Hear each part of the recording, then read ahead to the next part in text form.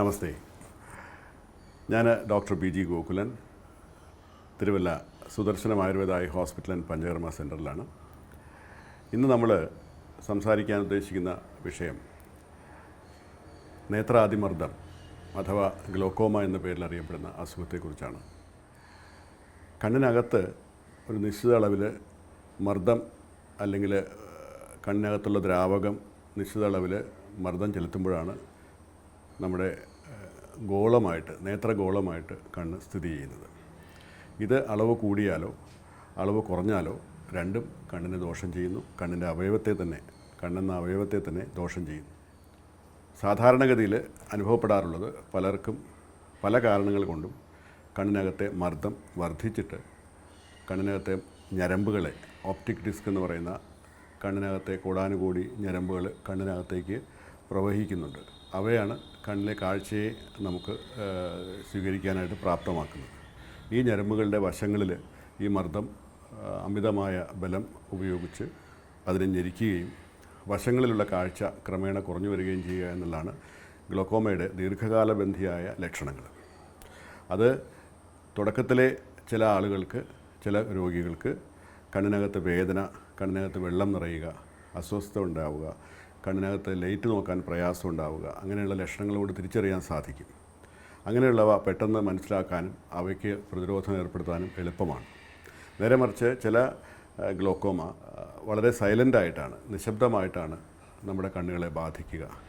അപ്പോൾ 2-3 വർഷം കഴിഞ്ഞ് കണ്ണിൻ്റെ ഓപ്റ്റിക് ഡിസ്കിനെ ഞെരിച്ച് ഒരുപാട്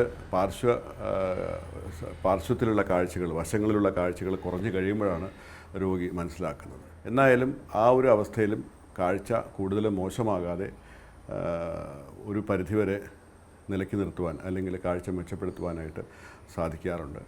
ആധുനിക ശാസ്ത്രത്തിൽ ഇതിന് പ്രത്യേകമായിട്ട് ഈ മർദ്ദം കുറയ്ക്കുവാനായിട്ട് പ്രത്യേക രീതിയിലുള്ള നിർഗമന മാർഗങ്ങൾ ഉണ്ടാക്കുക.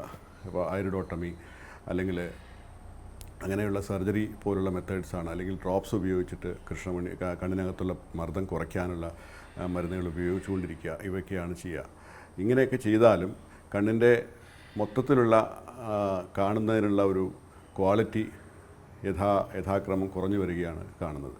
വർഷങ്ങളോളമുള്ള ഉപയോഗം കൊണ്ട് കൃഷ്ണമണിക്ക് പ്രയാസങ്ങളുണ്ടാവുക, കൃഷ്ണമണിക്ക് വെളുപ്പുണ്ടാവുക, അല്ലെങ്കിൽ കണ്ണിൻ്റെ കാഴ്ചയുടെ ക്വാളിറ്റി കുറയുക, അങ്ങനെയുള്ള കാര്യങ്ങളെല്ലാം സംഭവിക്കാറുണ്ട്. ഈ ഒരു അവസ്ഥകളെ അതിജീവിക്കുവാനായിട്ട് ആയുർവേദം കൂടി അതിൽ ചികിത്സാ മാർഗമായിട്ട് സ്വീകരിക്കുമ്പോൾ കണ്ണിൻ്റെ കാഴ്ച വർദ്ധിക്കുന്നതായിട്ടാണ് കാണുന്നത്. ചില കേസുകളിലെങ്കിലും പ്രഷർ കുറയ്ക്കുവാനുള്ള ഔഷധങ്ങളുടെ ഉപയോഗം യഥാക്രമം അല്ലെങ്കിൽ ക്രമേണ കുറച്ചു കൊണ്ടുവരാൻ സാധിക്കാറുണ്ട്.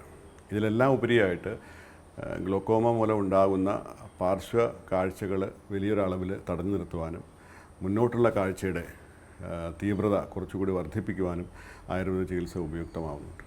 അപ്പോൾ ചിലപ്പോൾ അത് സർജറി ചെയ്തതിന് ശേഷമോ അല്ലെങ്കിൽ കണ്ണിലേക്ക് ആവശ്യമുള്ള ആൻറ്റി ഗ്ലോക്കോമ ഡ്രോപ്സ് ഉപയോഗിച്ചുകൊണ്ടോ ആയുർവേദ ചികിത്സ കൂടി തുടർന്നു കഴിഞ്ഞാൽ ഇത് ക്രമേണ ഡ്രോപ്സുകൾ കുറയ്ക്കുവാനും കണ്ണിൻ്റെ ആരോഗ്യം വർദ്ധിപ്പിക്കുവാനും, കാഴ്ചയ്ക്കുള്ള ആരോഗ്യവും അല്ലാതെ അവയവത്തിൻ്റെ ആരോഗ്യവും വർദ്ധിപ്പിക്കുവാനായിട്ടും ആയുർവേദ ചികിത്സ വലിയൊരളവിൽ സഹായകമാകും. ആധുനിക ചികിത്സയിൽ കണ്ണിൻ്റെ ആരോഗ്യം വർദ്ധിപ്പിക്കുന്നതിനുള്ള സങ്കല്പം ഉള്ളതായിട്ട് കാണുന്നില്ല. അവിടെയാണ് ആയുർവേദത്തിൻ്റെ ഒരു പ്രസക്തി നിലനിൽക്കുന്നത്. പരിജനത്രാണ പണ്ഡിത ജയ ജയ ശ്രീ സുദർശന, ജയ ജയ ശ്രീ സുദർശന.